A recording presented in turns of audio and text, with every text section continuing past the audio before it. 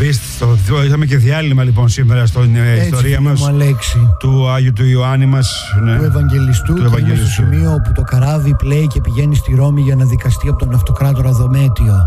Φίλε μου Αλέξη, ενώπιον του αυτοκράτορος, ο φίλος μας ο Ιωάννης δεν κολώνει και του λέει ναι, είμαι χριστιανός. Και γι' αυτό το λόγο ο βασιλιάς Δομέτιος, που ήταν γνωστός για τη σκληρότητά του και για το πώς έκανε διωγμό εναντίον των χριστιανών, διέταξε να βασανίσουν τον Ιωάννη και τον μαθητή του τον Πρόχωρο. Καταρχήν τους έδωσαν να πιούν δηλητήριο, αλλά αυτοί το ήπιαν και είπανε και ευχαριστώ. Ευχαριστούμε πολύ. Είμαστε και εμείς πότες δηλητηρίου. Στη συνέχεια, τσαντισμένος, τους έριξε στο Κολοσσέο μέσα σε ένα πιθάρι γεμάτο με βραστό λάδι. Στο Κολοσσέο μέσα?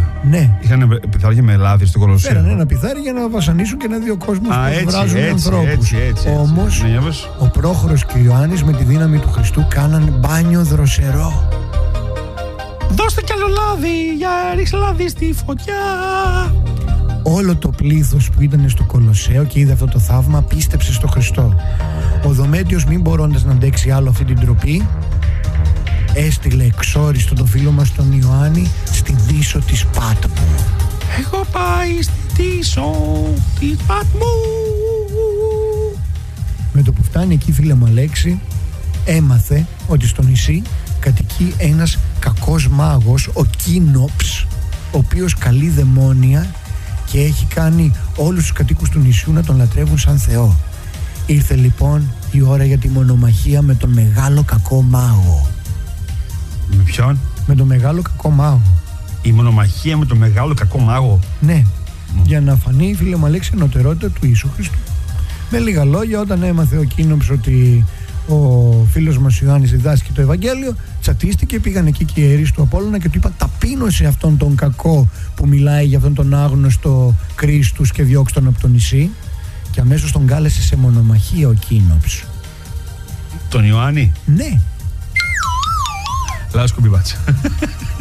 Και φίλε μου Αλέξη, η δοκιμασία ήτανε να αναστήσουν νεκρούς που πνιγήκανε στη θάλασσα. Τι survivor είναι? Δεν ξέρω ρε φίλε, εμφανίστηκε ο Κίνοψ και λέει εσύ λες ότι κάνεις θαύματα, να πούμε, και μου λένε ότι θεραπεύεις και αυτά δεν είναι θαύματα σοβαρά. Ναι. Εγώ μπορώ να αναστήσω νεκρούς. Φωνάζει ένα νέο από το πλήθος που έχει έρθει για να δει η μονομαχία του μάγου και λέει παιδί μου πες μου εσύ. Ναι κύριε Κίνοψ. Είχε πεθαμένος? Έχει πεθάνει ο μπαμπάς σου? Ναι. Πού πέθανε? Πνίγηκε στη θάλασσα σε ναυάγιο. Τώρα θα δεις Ιωάννη.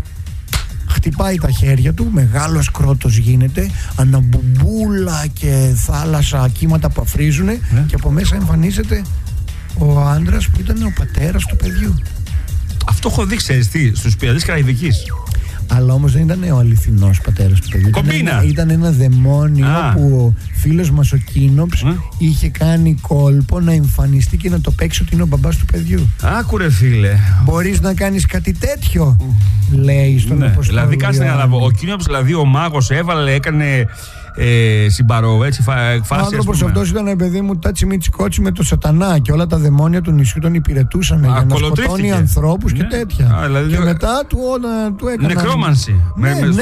Νεκρομάνση. Στο εξάπλευρο, ας πούμε, πώς τον καθαρίζουμε αυτόν?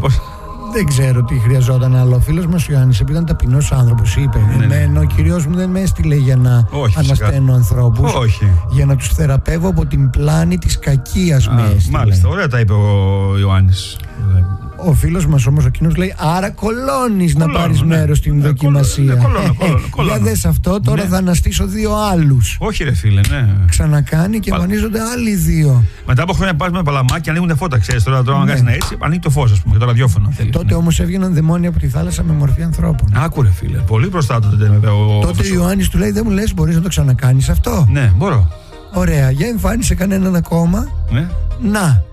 Ξαναβγαίνουν και άλλα δαιμόνια που άνθρωποι από το πλήθος αναγνωρίζαν σαν αγαπημένους ανθρώπους. Και τότε λέει ο φίλος. Ήταν shapeshifters δηλαδή, απλά. Ναι, λέει ο Ιωάννης. Λοιπόν, δαιμόνια, καθίστε στη θέση σας και αφήστε τον αυτό να τον Κίνοψ. Και ο Κίνοψ αφρός σηκώθηκε από τη θάλασσα και παρασύρθηκε μέσα στα κύματα και δεν ξαναβγήκε ποτέ. Πνίγηκε. Από τη θάλασσα? Από τη θάλασσα. Ο κόσμος που είχε παράγει αριστερά. Έμειναν εκεί για 3 μερόνυχτα περιμένοντας να ξαναβγεί ο Κίνοψ. Αλλά δεν έβγαινε. Και τότε στεναχωρέθηκε ο Ιωάννης και λέει: παιδιά, δεν θα ξαναέρθει. Τον έστειλα από εδώ να πούμε. Ναι. Δεν θα ξανάρθει ο Κίνοπς. Πάει, ήταν κακός μάγος. Και αυτά που βλέπατε άνθρωποι ήταν δαιμόνια. Αμέσως ο κόσμος τσατίστηκε με αυτό το πράγμα, ναι, και παραλίγο να τον λιντσάρουν ζωντανό. Αλλά ο φίλος μας Ιωάννης αποσύρθηκε σε μια κρυφή σπηλιά και εκεί έγραψε την Αποκάλυψη. Εκεί πάει η συζήτηση. Ναι, επέσταρε Νίκο το συνόριο και έχουμε αγωνία που πάει.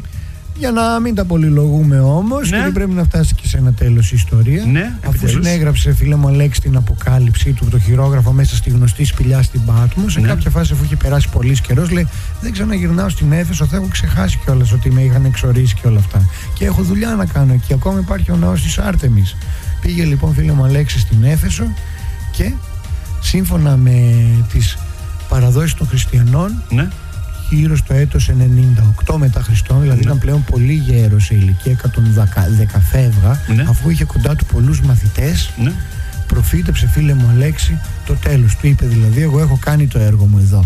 Έχω χειροτονήσει και επίσκοπο για να με διαδεχθεί στην πόλη, ναι, συνεπώς, παιδιά, αφήστε με εμένα να κοιμηθώ σε ακά. Σκάψτε ένα λάκκο σε σχήμα σταυρού και εγώ θα μπω μέσα. Μπήκε μέσα στην Μπήκε μέσα. Ναι. Και μετά από 3 μέρες ανήσυχοι οι μαθητές του πήγαν να δουν αν ήταν εκεί. Αλλά ο φίλος μας Ιωάννης είχε μετέστη στους ουρανούς. Άντε ρε. Ναι. Τι λες. Έτσι έγινε. Ούτε ένα γεια δεν είπε τους μαθητές του. Δηλαδή, τους είπε και η τελευταία του συμβουλή ήταν αυτή που τους έδωσε και ο Ιησούς Χριστός. Παιδιά μου, να αγαπάτε ο ένας τον άλλον. Να αγαπάτε ο ένας τον άλλον. Ναι. Ωραία.